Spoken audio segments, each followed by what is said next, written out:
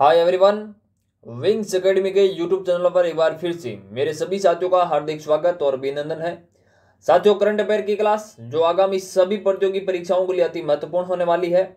आज 27 फरवरी 2023 और आज के दिन जितने भी इंपॉर्टेंट क्वेश्चन बन सकते हैं हम इस वीडियो को अंदर कवर करने की कोशिश करेंगे। साथियों, आज का मोटिवेशनल कोट्स है जो आपको ऊर्जावान बनाएगा, चेहरे पर मुस्कान लेकर के आएगा। बेहतर से बेहतर की तलाश करो, मिल जाए नदी तो समंदर की तलाश करो। टूट जाता है शीशा पत्थर की चोट से, टूट जाए पत्थर ऐसा शीशा तलाश करो। बेहतर से बेहतर की तलाश करो, हर दिन नया सीखो, हर दिन एक नई चीज करो। अपने तैयारी को लगातार करो, कंटिन्यू। इसी से ही आपको नदी से समंदर मिल जाएगा, यानी कि आपको अपने लक्ष्य की प्राप्ति हो जाएगी। इसी मोटिवेशनल कोट्स के साथ में हम शुरुआत करते हैं साथियों आज के सेशन की बहुत जानदार और शानदार तरीके से। साथियों, पहला क्वेश्चन आपके सामने ये रहा, हाल ही में जारी 2023 अंतरराष्ट्रीय आईपी सूचकांक में कौन शीर्ष पर रहा? पहले स्थान पर कौन रहा आईपी सूचकांक के अंदर? यूएसए, यूके, फ्रांस या फिर जापान?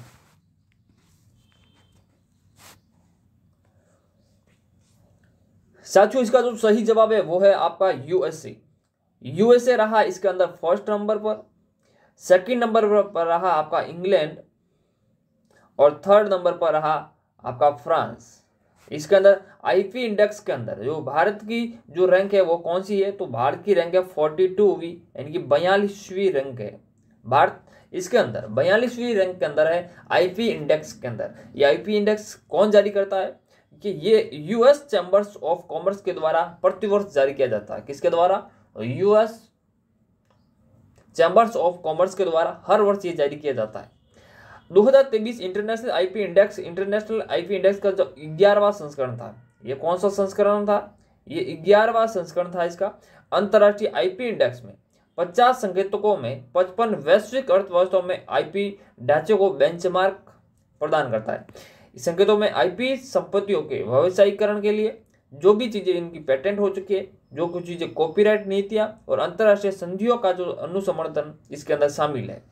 इतने पॉइंट्स आपको इस क्वेश्चन के बारे में ध्यान रखना है। आईपी इंडेक्स शीर्ष पर अमेरिका है, सेकंड पर इंग्लैंड है और थर्ड पर फ्रांस है। और भारत का इसके अंदर स्थान अगर पूछे आपसे तो भारत का 42वां स्थान है। इतने पॉइंट्स इस क्वेश्चन के बारे में आपको ध्यान में रखने हैं। आगे बढ़ते साथियों, हाल ही में किस राज्य सरकार ने यमुनोत्री धाम में रोपवे के निर्माण के लिए समझौता किया है? हरियाणा, उत्तराखंड, उत्तर प्रदेश या साथियों इसमें से कोई नहीं? साथियों, ये यमुनोत्री जो रोपवे बनेगा इसके बारे में आपको किसने समझौता, किस राज्य सरकार ने समझौता किया है? तो उसका सही जवाब है वो है उत्तराखंड। ऑप्शन नंबर सेकंड इसका सही जवाब है। क्या है? उत्तराखंड सरकार ने इसके लिए समझौता किया है। क्या है खास बात? उत्तराखंड सरकार ने बससाली के जानकी चट्टी से यमुनोत्री धाम तक 3.38 किलोमीटर लंबे रोपवे के निर्माण के लिए अनुबंध हस्ताक्षर किए। ये कितने? लगभग 3.5 किलोमीटर के आसपास का ये रोपवे बनेगा और इसके अंदर 166.82 करोड़ रुपए की लागत से बनने वाले रोपवे का जो यात्रा जो को समय है ये 2 से 3 घंटे से कम होकर के 20 मिनट का रह जाएगा। अगर ये रोपवे बनता है तो आपका 20 मिनट के अंदर इस रोपवे को पार कर लेते हो तो आप यमुनोत्री पहुंच जाओगे। इतनी बात इस क्वेश्चन के बारे में आपको ध्यान में रखनी है। इस किस सरकार ने शुरुआत की है, घोषणा की है? तो ये उत्तराखंड सरकार ने की है। हाल ही में यूथ 20 इंडिया शिखर सम्मेलन की जो मेजबानी किसने की है? हाल ही में यूथ 20 इंडिया शिखर सम्मेलन की जो मेजबानी है किसने की है? ऑप्शन है वडोदरा, सूरत, अहमदाबाद या साथियों इसमें से कोई नहीं?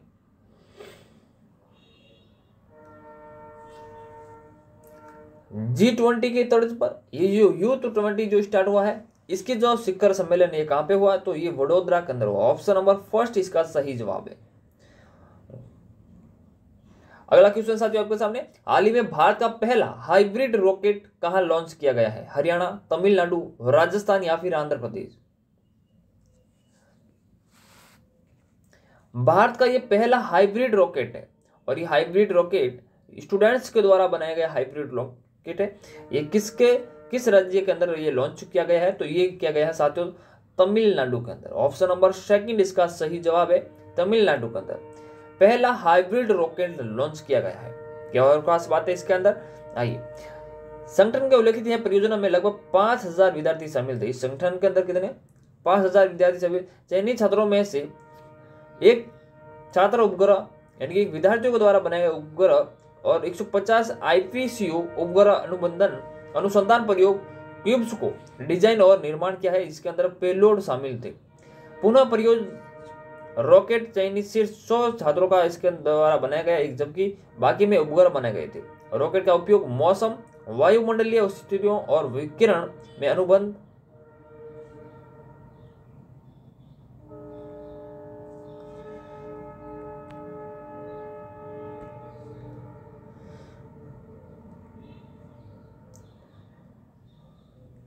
अनुसंधान के लिए किया जाएगा। यानी इतने इंपॉर्टेंट क्वेश्चन के बारे में आपको ध्यान में रखना है।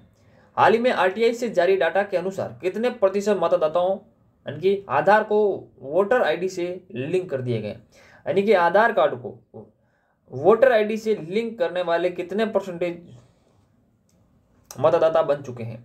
60%, 52% या 67% या साथ इसमें से कोई नहीं। साथियों, राइट टू इंफॉर्मेशन डाटा के अनुसार अब तक मतदाताओं के जो आधार से जो वोटर ID से उनका जो लिंक है लगभग 60% के आसपास हो चुका है। ऑप्शन नंबर फर्स्ट इसका सही जवाब है। किसा? ऑप्शन नंबर फर्स्ट इसका सही जवाब है। अब लोगों ने अपना जो आधार कार्ड है वो वोटर ID के साथ में लिंक कर दिया है। इतने इंपॉर्टेंट क्वेश्चन के बारे में आपको ध्यान में रखना है।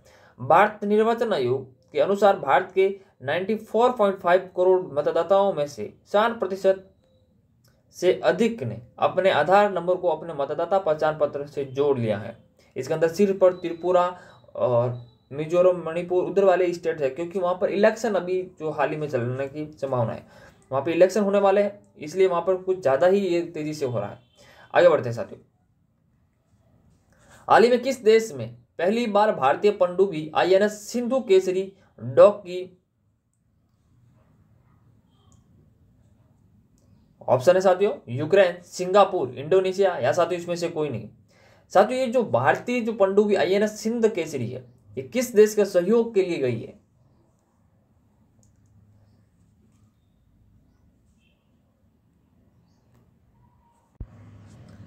साथियों, इसका जो सही जवाब है वो है आपका इंडोनेशिया।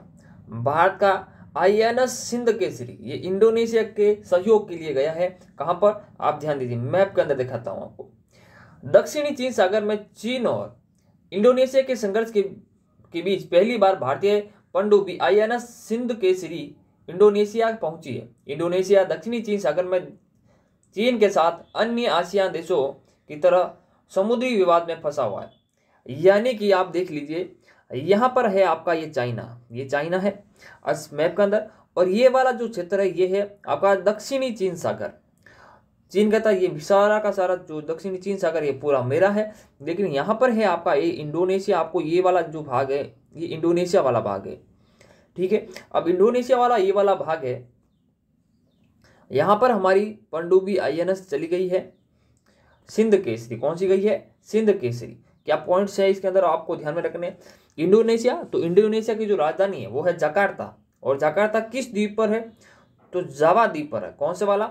ये जो इंडोनेशिया का दो भाग है, एक वो तो ये वाला भाग है और एक है ये वाला भाग। यहाँ पर इंडोनेशिया की राजधानी क्या है? जकार्ता, और ये जावा द्वीप पर है। कौन सी द्वीप पर है? जावा द्वीप पर। देखिए कि जो दक्षिणी चीन सागर है यहाँ पर आसियान के 10 देशों के साथ में, इस चीन के साथ में क्या है, कुछ ना कुछ विवाद होता रहता है।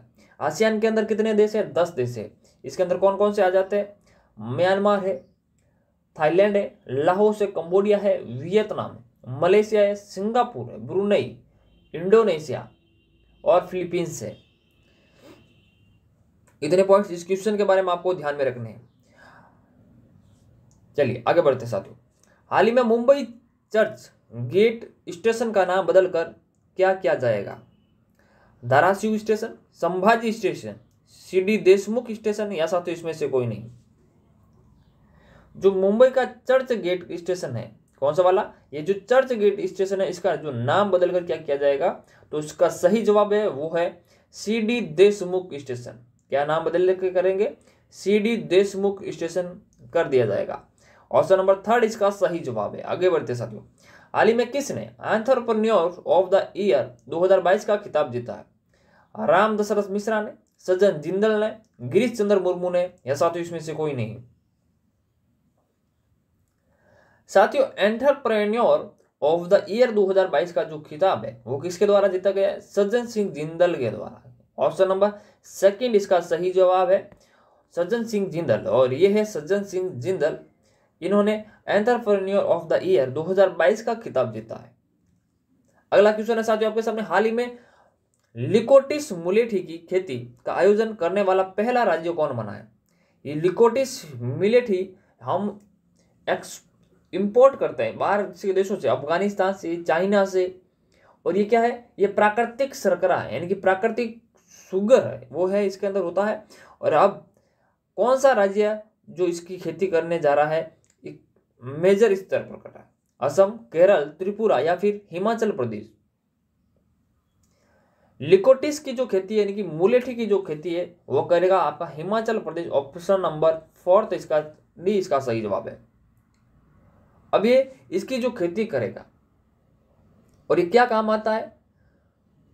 जितनी भी आयुर्वेदिक दवाइयां होती है, एलोपैथी की जो भी होम्योपैथी की जो भी दवाइयां बनती है, प्राकृतिक शुगर के रूप में अगर किसी का यूज करेंगे तो इस मुलेठी का यूज किया जाता है, लोकोटिस का यूज किया जाता है। और ये देखिए क्या खास बात है, हिमाचल प्रदेश लोकोरिस मुलेठी की खेती का आयोजन करने वाला भारत का पहला राज्य बना है।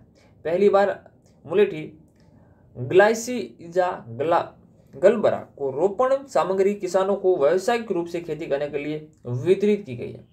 भारत में मुलेठी की मांग अधिक है क्योंकि इसका उपयोग न केवल मसाले के रूप में किया जाता है बल्कि आयुर्वेदिक दवाओं में भी इसका उपयोग होता है। वर्तमान में मुलेठी भारत में सबसे बड़े पैमाने में अफगानिस्तान, नेपाल और चीन से आयात किया जाता है।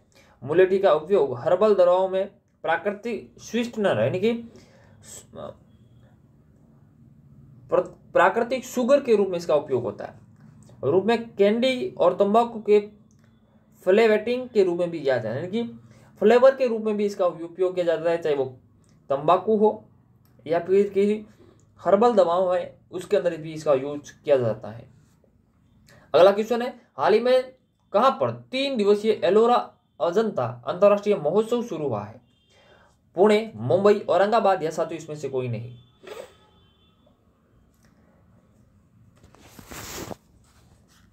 साथियों, जो अजंता एलोरा अजंता जो अंतरराष्ट्रीय महोत्सव है, इसकी शुरुआत कब होती है? तो इसकी शुरुआत होती है 1985 के अंदर।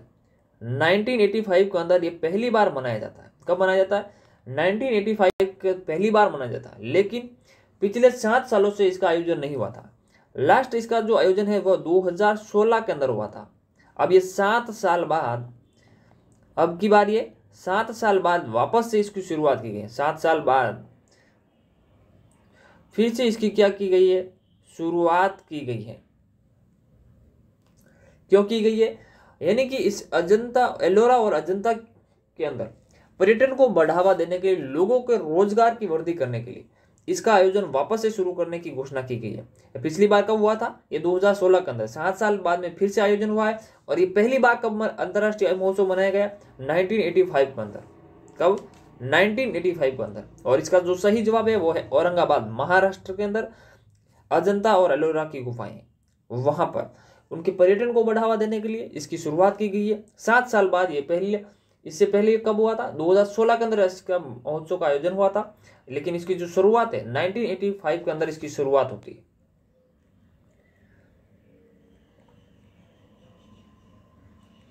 इतनी बातें इस क्वेश्चन के बारे में साथियों आपको ध्यान में रखनी है। अगला क्वेश्चन, हाल ही में प्रधानमंत्री मोदी ने कहां पर बारिश कन्नड़ दिमावा महोत्सव का उद्घाटन किया है?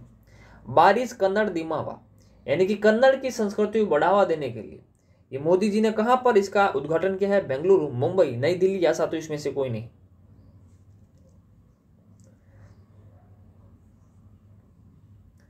और यहां पर मोदी जी ने नगाड़ा इनकी ढोल भी बजाया था। यहाँ पर मोदी जी को काफी, मुझे लगता है कि मोदी जी को इसके अंदर काफी बड़ा शौक है।